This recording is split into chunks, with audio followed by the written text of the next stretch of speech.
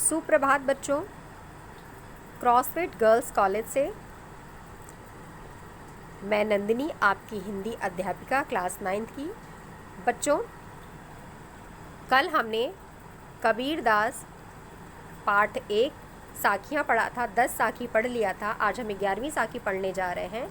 कबीर कहाँ गरबियो ऊंचे देखी आवाज़, काली पर्यो भोय लोटना ऊपरी जामे घास। गरबियो मतलब घमंड करना, आवास मतलब घर, काली मतलब कल, पर्यो मतलब परसों, भोय मतलब भूमि में, लोटनाम मतलब लौटना।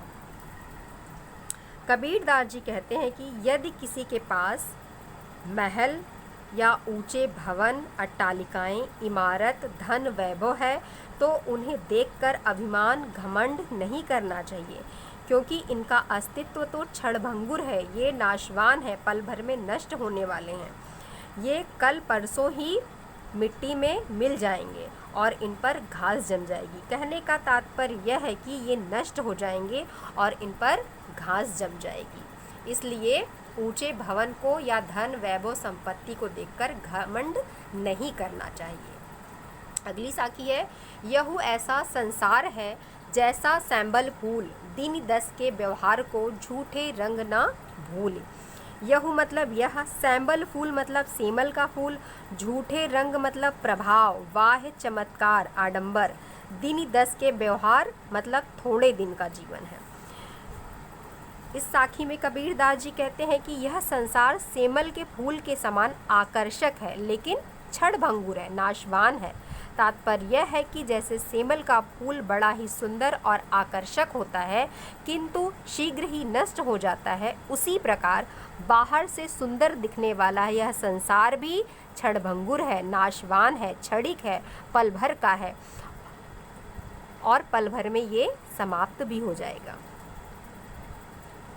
कबीरदास जी कह रहे हैं कि इस संसार में थोड़े दिनों के लिए आकर के और यहाँ के मिथ्या, आडंबर, आकर्षण, जो मिथ्या है, झूठा है, यथार्थ नहीं है, वास्तविक नहीं है, सत्य नहीं है, उस आकर्षण में अपने आप को फंसा करके अपने आप को और परमात्मा को भूलना नहीं चाहिए। तात्पर्य यह है कि यह संसार सत्य नहीं है, यथार्थ नहीं है, यह क्षणभंगुर है, ये शाश्वत नहीं है। सत्य और शाश्वत यथार्थ सिर्फ परमात्मा है।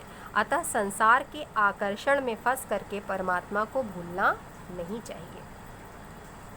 अगली साखी है आपकी 13वीं, यही इह अवसर चेत्या नहीं, पशु जीव पाली देह, राम नाम जान्या नहीं, अंति पड़ी मुख सेह।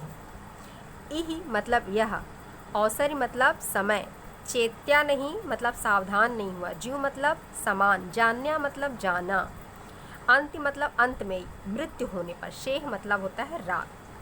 कबीरदास जी कहते हैं कि इस अवसर पर अर्थात मानव शरीर धारण करने पर भी तू सावधान नहीं हुआ और ईश्वर का स्मरण नहीं किया, बल्कि पशु के समान अपने शरीर को ही पालता रहा, ना ईश्वर के नाम का स्मरण नहीं किया, तो तूने अपने को नष्ट हुआ समझ अपने आप को, क्योंकि मृत्यु होने पर तेरे मुख में राख ही पड़ेगी, अर्थात तेरा यह शरीर मिट्टी में मिल जाएगा।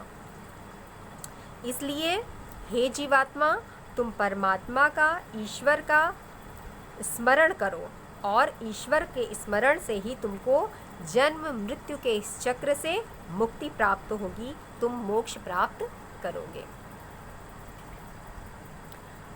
अगली साखी है बच्चों, यह तन कांचा कुंभ है, लिया फिरे था साथ, धक्का लागा फूट गया, कछु न आया हाथ।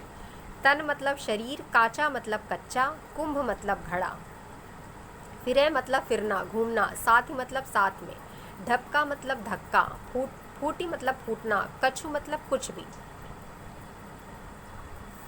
मतलब कबीरदास जी कहते हैं कि मनुष्य जिस शरीर को तो साथ लिए फिरता है यह कच्चे घड़े के समान क्षणभंगुर है। जैसे कच्चा घड़ा धक्का या ठोकर लगने पर तुरंत ही टूट जाता है, उसी प्रकार यह भी मृत्यु का धक्का लगने पर नष्ट हो जाएगा। इस प्रकार मानो खाली हाथ संसार से चला जाता है, उसे कुछ भी प्राप्त नहीं होता है। कबीर कहाँ गरबियो देहि देखि सुरंग, बिछड़ियाँ मिलिया नहीं मिलिबो नहीं ज्यों कांचली भुजंग। गरबियो मतलब बच्चों गर्व करना, घमंड करना। देह मतलब शरीर, सुरंग मतलब सुंदर, बिछड़ियाँ मतलब बिछुड़ना, कांचली मतलब केंचुल, भुजंग मतलब सर, सांप। तो कबीरदास जी कहते हैं कि सुंदर शरीर को प्राप्त कर अभिमान नहीं करना चाहिए, क्योंकि जब मृत्यु के समय यह जीव से अलग हो जाता है तो फिर उसी प्रकार मिलता नहीं है। जिस प्रकार सर्प की केंचुल उसके शरीर से अलग होने पर फिर उसके शरीर पर नहीं चढ़ती है।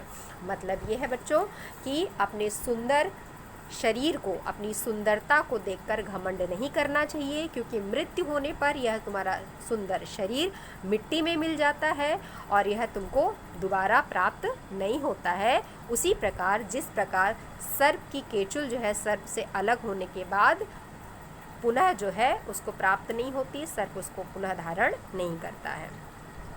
बच्चों काव्य सौंदर्य में आप लिखोगे, मैंने पहले ही आपको बताया था, कबीरदास जी की भाषा सदुक्कड़ी है और उन्होंने अपनी सभी साखियाँ दोहा छंद में लिखी हैं, जो आपके पाठ्यक्रम में है, जो आप पढ़ रहे हो। रस शांत रस है। बच्चों इस पद में, अंतिम पद में अलंकार है आपका उपमा और अनुप्रास अलंकार। तो बच्चों ये आप अपनी उत्तर पुस्तिका में लिख लीजिएगा और स्मरण कर लीजिएगा, याद कर लीजिएगा। आज आपका पाठ 1 समाप्त होता है बच्चों। अगली क्लास में हम फिर मिलेंगे, तब तक स्वस्थ रहिए, सुखी रहिए बच्चों।